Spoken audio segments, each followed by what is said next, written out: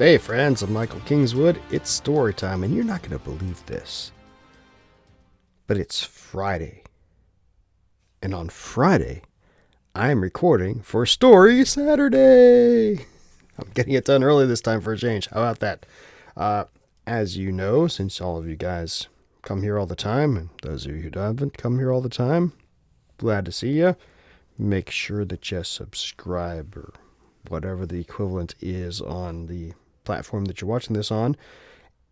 And since you're new here, you should know that I've got a Kickstarter going on right now.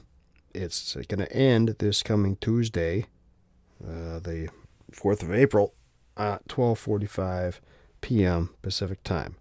And that story is for this new writing challenge that I've been doing this year. It's similar to the challenge that this Story Saturday story comes from. This week we're reading story number 43 from Stories from the Great Challenge. I did 52 stories over the course of the year, one a week. Actually, I did 54 that year, and I compiled them all in this great, big, huge, thick collection. Well, this year, I'm doing the same thing, a story a week at least.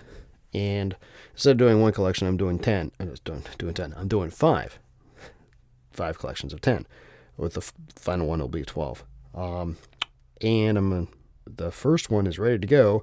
The Kickstarter, which I just mentioned, which is ending on Tuesday, is to support the first volume. So, if you're new here, or if you've been here for a while and haven't gone to it yet, go there. Back the Kickstarter. You'll love it.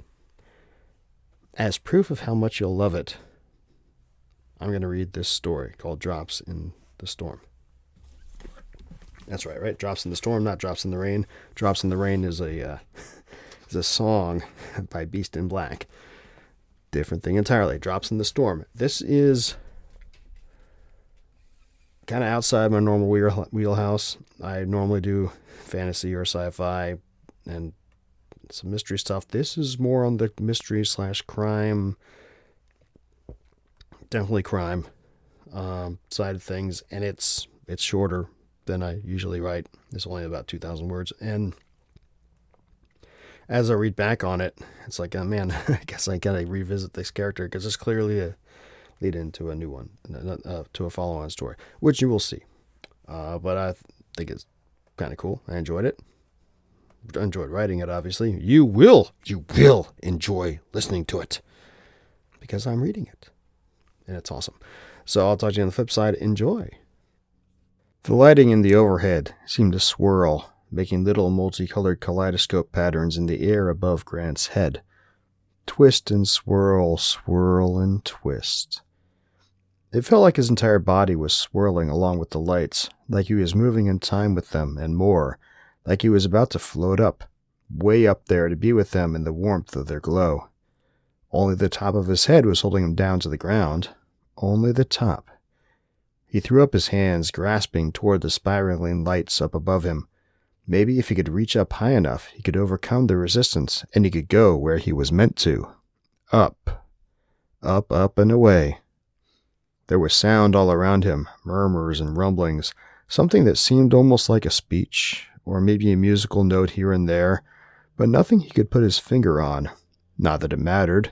Nothing mattered, really, but damn, he couldn't get past that resistance.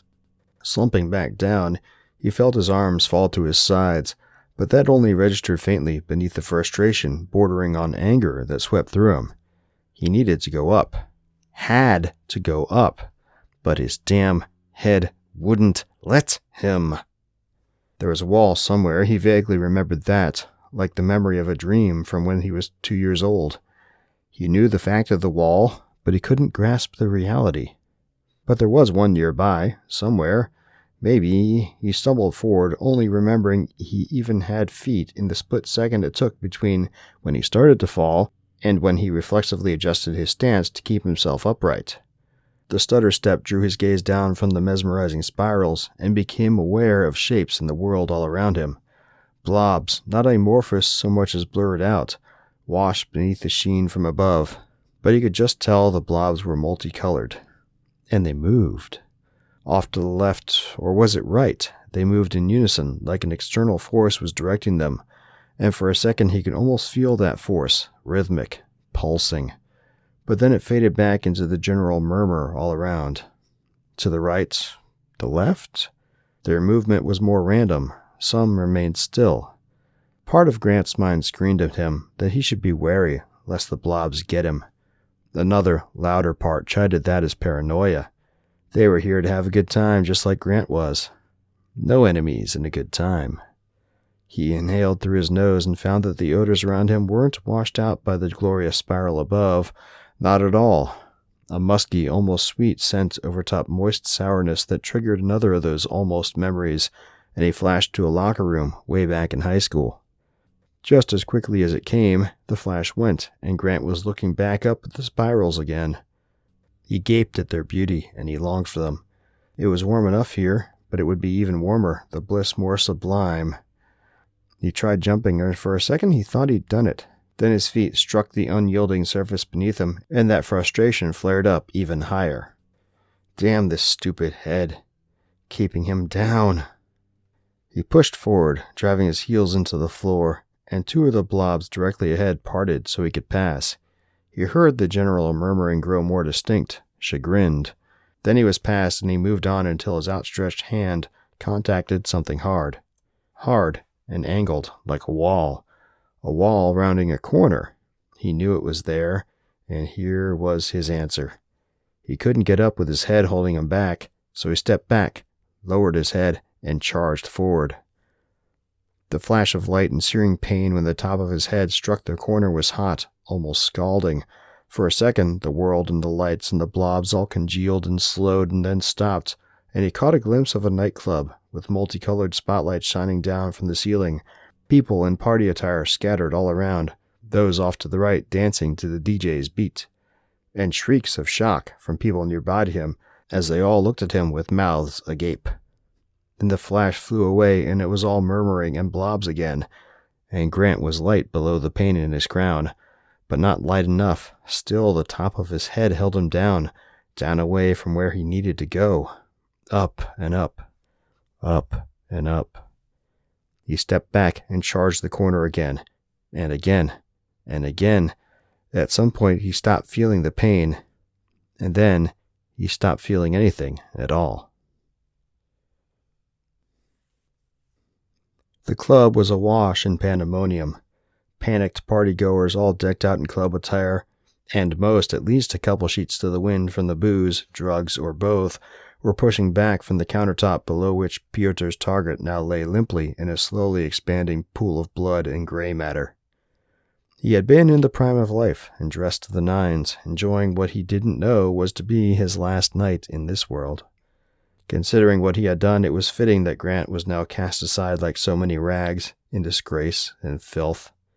Alone among the people in the vicinity of the place, where Grant had shattered his own skull and poured his gray matter out onto the floor, Piotr did not flee. He just stood in his navy blue suit and unbuttoned white-collared shirt, arms crossed over his chest, with his back against the red-painted wall of the nightclub, and watched. Watched, and felt neither pity, nor revulsion, nor remorse, just satisfaction, and excitement for the future. The compound had worked better than he ever could have imagined. Just one drop into Grant's glass, during a carefully choreographed pass by the waiter who was bringing it to Grant's table. One drop had set him off enough to do that. Impressive. Piotr hadn't believed the scientist's claim. How it had driven a test subject to blow the top of his own head off with a .45. He assumed it was just braggadocio. Apparently not. Amazing. The DJ's music turned off, the news of the event finally having reached him. Gone was the bass and the electronic semi-melody, and now the only sounds were women's shrieks and men's expressions of shock as the crowd continued to back away. Then, in the distance, sirens. Paramedics, and police for certain. They would have no reason to suspect Piotr. No way to connect him to Grant at all, and they wouldn't be able to detect the compound in Grant's bloodstream, let alone identify it. Piotr still carried the compound on his person in a small vial in the inner pocket of his suit coat, but it would appear just as a vial of cologne. Even had a nice manly musk about it, if sniffed. Fortunately, it had no effect unless swallowed. For whatever reason, the scent receptors in a person's nose couldn't carry it. That was just another of the scientist's claims that Pyotr hadn't bought, until the scientist demonstrated by sniffing it himself. Crazy egghead. It all added up to there being no reason the authorities would detain him, or pay him any mind at all. All the same, there was nothing to be gained by waiting for them to arrive. So he pushed himself off the wall and turned to his left, toward the hallway that housed the bathrooms at the rear of the club, and in the same hallway, the rear stairwell down to the ground floor, and then the exit. For whatever reason, the herd of people had all pressed forward toward the front exit, so Pyotr had an easy time of it, and he stepped outside into the rear parking lot just as he heard the squeal of brakes as the authorities pulled to a halt in front of the brick-faced former warehouse that now was downtown Toledo's most exclusive, and soon-to-be most infamous, nightclub. Pyotr sniffed, smiling ever so slightly as he slipped his sunglasses on despite the night's dark and zigzagged his way through the lot, 3/4 full of parked cars that cost more than most people earned in 2 years of work. The kinds of people who bought cars like that had no idea the storm about to swoop down upon them. Yes, this had been a very successful night indeed. It had taken a serial rapist, uncharged but guilty nonetheless, off the grid and sent him straight to hell. And it had provided a test run and proof of concept for the opening salvos in the war to come. A war of liberation, one too far in the coming. Oh, there was a storm coming indeed. He stepped out of the lot and turned left, walking down the sidewalk along a 4-lane street that was still busy despite the late hour, and he pulled out a phone from his coat pocket. It was a burner, purchased by a guy he'd met outside the convenience store that sold him in exchange for a 20, untraceable to Pyotr or to anyone he knew, except for one person. But there was no danger in talking to her. She had no ties that mattered. He had made certain to keep her far away from his plans and from his compatriots. What was not known could not cause her harm, nor could she betray it even unintentionally. He hit Susan's number and pressed dial. A moment later, her voice came on the line. "Da?" "It is done," Pyotr said, simply and without inflection. She would know it was him, know his voice. He would not have tried to conceal his identity from her, even if he didn't have such joyous news to bring her. Her breath caught, and he could envision her mouth opening slightly from surprise. She knew his intent, knew he would not rest until the man who had violated his sister had paid for what he had done. But she could not have brought herself to believe he actually could do it. She always had refused to see that her little brother was not a little boy anymore. "Are you certain?" "Certain." Her voice broke then, and he heard a sob quickly pulled back. In his mind's eye, she was blinking away tears, wiping her cheeks with the back of her free hand as she struggled to keep her composure, even there in the privacy of her bedroom. She stopped talking, clearly unsure what to say. "Say nothing. I will talk with you again in a few days. I love you, Suzashka." Then Pyotr hung up and closed the phone. He thought for a moment, then he tossed the phone into a nearby trash can. Probably excessively cautious, but was there really any such thing? Burners were easy to obtain and cheap, and he decided that he could not take even the slightest risk Susan could get dragged into this thing he was beginning. He continued down the street, picking up his pace as he went to where he had parked his car, used and economical, unlike the monstrosities in the parking lot he had just exited, 1/2 mile from the club. The heels of his mirror-polished shoes made soft, rhythmic clopping noises, like the ticking of a clock. His smile, unbidden, grew until he felt the skin of his cheeks stretch. It had all gone according to plan without even the slightest difficulty. He was ready. It was time to start preparations in earnest, and then comes the storm. Soon now. Soon. I told you it was kind of crimey. Well, what can I tell you? So, I don't remember if there was anything that inspired that one or not. It's just something that, if I remember right, it had been a rough week, and I hadn't gotten around to writing my story for the week yet, and I really was just like, okay, I'm going to go.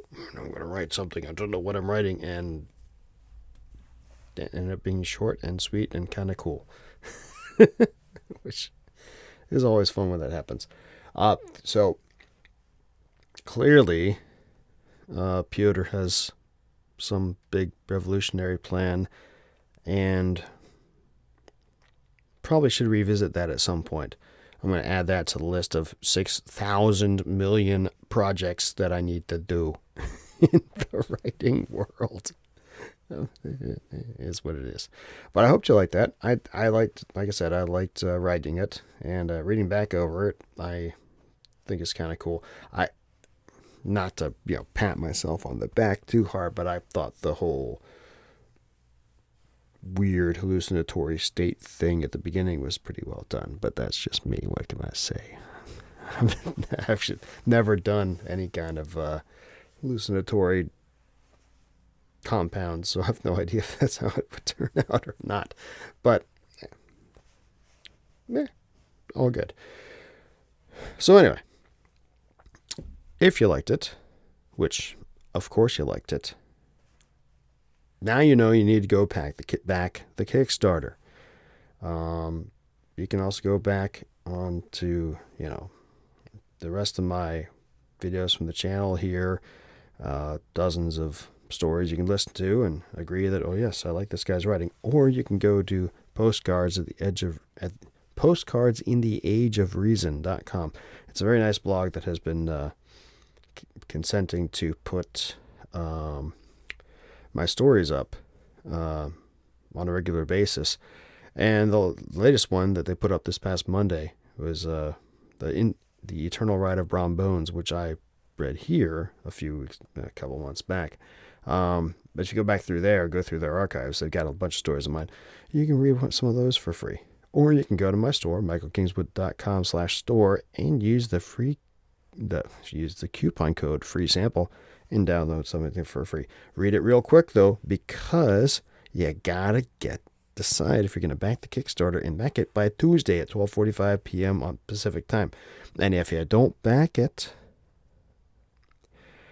you're just gonna have to buy all my books at michaelkingswood.com/store. Or through your retailer of choice, which, I am on all the various retailers. You can get there, go to any of them and search for me, or the easy way to find me there is go to michaelkingswood.com/books-to-read, and that will get to my author page on Books to Read site, which is a cool universal book links thing where you can, there's a bunch of I don't have all of my stories posted there just because there's so many of them, but pick one, click it, and click on your retailer of choice. It'll get you to the sales page for that thing, and then you can also get to the rest of my stuff there through there too. So it's a cool universal book link thing. So go there. But really the best thing is to go to michaelkingswood.com/store, because it's a direct relationship. I get more money when you buy straight from me, so they don't have to pay Amazon or Barnes & Noble or Kobo their 30% or whatever it is. It's normally 30% for ebooks. For print, it's more. Audiobooks, it's more. So, I'm still working out the print option on my site, but you can get the audiobooks through there, and I'll take 95% royalty on audiobooks straight from me, as opposed to the 25% that I get from most other places. Come to me. Anyway, but or come to my business, really. I keep misstating it. It's it's a company. It's not really me, but you know what I mean. Yes, so do all those things. And of course, like this video, like the podcast, if that's what you're listening to, the audio version, subscribe, do all that stuff. Come back the Kickstarter. And if you do miss this Kickstarter, if you're watching this video late and you're like, oh crap, I really wanted to back that Kickstarter, don't worry. In about a month and a half, there's going to be another Kickstarter for Volume 2, which you'll be able to get Volume 1 from at the same time. But it's better to back them both. For reasons. Because I like it more. But also, a little thing about Kickstarters, right? Kickstarter is both a place to sell things, and it's also a marketing place, because when a Kickstarter campaign brought funds and is successful, especially if it's successful early, Kickstarter has this little algorithm that it shines on campaigns that it likes, or campaigns that are successful, especially if you're following one of the campaigns you love. campaigns we love. Not they, we, you know what I mean. They broadcast it to a whole bunch of people and gets a whole lot more money for the creator, but also more eyes seeing it. And, you know, as with all marketing, and the key is, you know, eyeballs are key. The biggest obstacle for writers is obscurity, right?